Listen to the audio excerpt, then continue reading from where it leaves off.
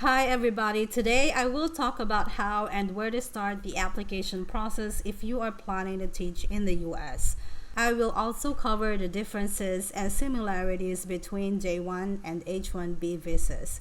If you have been following me on Facebook and YouTube, you'd know that I am advocating a method that does not need a placement agency. Having the services of a placement agency is not necessary and it is very expensive. You could do the process on your own and you can save that placement fee for future use. I have met a lot of teachers who have regretted hiring the services of placement agency for different reasons. I understand that years ago you needed them, but now that we have free access to the information we need through the internet, with due diligence, we can obtain job offers and visa sponsors on our own. In order to work in the US, what you need are these two: a US employer, that's the school or district, and a visa sponsor. Sometimes the employer is also the visa sponsor. You are lucky to have found my channel. I already have lots of videos here that you can watch to get the information you need about teaching in the US. So please help me out with building my community by subscribing, leaving a comment, liking, and sharing my videos. There are two ways to start the process. You may do both at the same time, but this may mean duplication of process and fees. The duplication of fees may come later, so it will not do harm to start trying both and then decide later which method you want to pursue. One way to start is by sending applications directly to schools or school districts. Some teachers just create Indeed account or LinkedIn. But I would say that this could be a longer process and it's kind of passive because you will just wait until someone notices your credentials, or you could be working with schools that are not really hiring foreign teachers, or they don't have any experience with hiring foreign teachers. I'll talk about this more later. So I would suggest that you go to their website direct. You can Google the Department of Education of the state. For instance, Florida Department of Education, or New Mexico Public Education Department, or whatever state you like. You may also start by looking for school districts in a particular state. This way your search is more narrowed down. In Google, you search for public school districts in Florida, or let's say a list of school districts in Arizona. Again, whatever state you like. You should see the list of districts and they are all clickable. In each district's website, you want to look for the following: careers, recruitment, jobs, job fair, talent division, talent acquisition. They always publish whatever job openings they have and how many they need.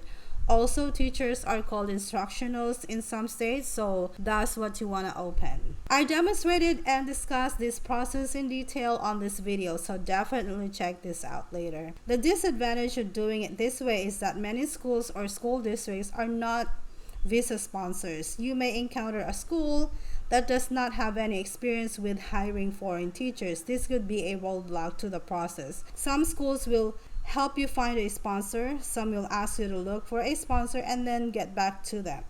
This is especially difficult if you started your application during summertime when many visa sponsors have already pre-qualified teachers, or that they no longer have slots left. There could be other reasons too, of course. The best time to send in an application is around January. Schools are back from the winter break, and by this time they already have an estimate of how many teachers they need and what subject areas. What you can do before January is to gather your documents and make some preparations. Here's a video that I made where I discussed this and other things that will help you get hired fast. Of course, the good news is that some schools and school districts are visa sponsors too. You're lucky to find one, but it's not that hard. Another way to start the application process is by looking for a visa sponsor. And this is the method that I prefer for you to do. For J1 visa, here's my video for you. If you want H1B, then this is the video for you. Both videos also talk about how to look for employers. The visa sponsors have their different ways of processing applications from foreign teachers. Some visa sponsors have partner schools and school districts, but some do not. If you encounter visa sponsors that have partnerships with schools or school districts, then you do not have to look for employers on your own, because the visa sponsor will be the one to arrange the interviews for you. They will be the ones to assign a school for you depending on your qualifications vis-a-vis the need of the school. These kinds of visa sponsors have limited jurisdiction, so to speak. For instance, EPI sponsors teachers in North Carolina, South Carolina, Virginia, and Florida.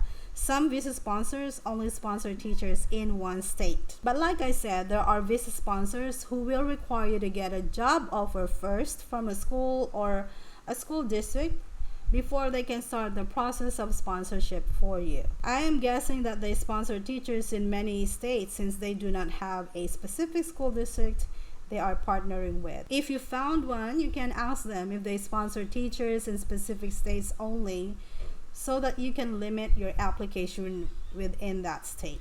I hope that this video has been helpful so far. Please subscribe to my channel and check out the other videos that will give you more information. I also invite you to follow me on my Facebook page if you have not done so already, because I share lots of information there as well that I cannot share here on my channel.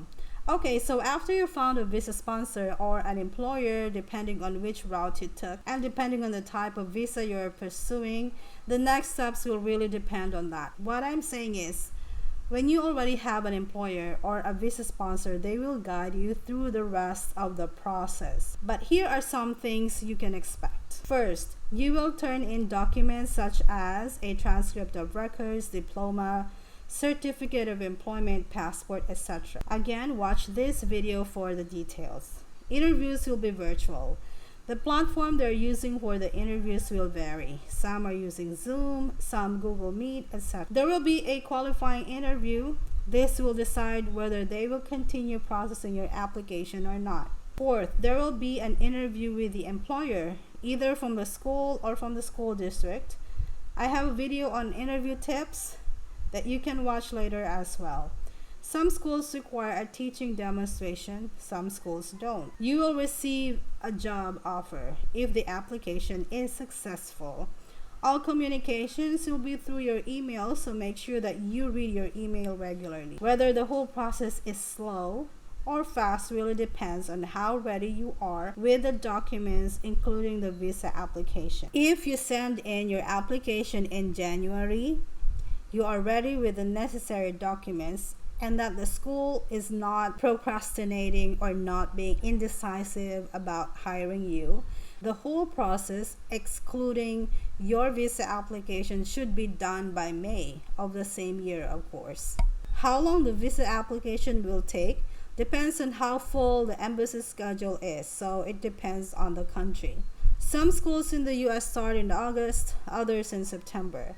So you want your visa to be ready by July at the latest. Some visa sponsors and employers take care of airfare, some don't. Very quickly, let me give you some information about these visas so you can decide which one you would like to pursue. J1 and H1b visas are both non-immigrant work visas. J1 visa will allow you to work in the US for up to 5 years max. You must go back to your home country after 5 years to comply with a 2-year home residency requirement unless you have an approved waiver.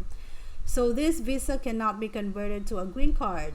I have a video about the J1 visa waiver, so watch it later if you want to know what this is. H1b visa will allow you to work in the US for up to 6 years. After the program, you can apply for a green card. So this visa does not require you to exit the US after the program. These two visas have different requirements and different agencies are over them.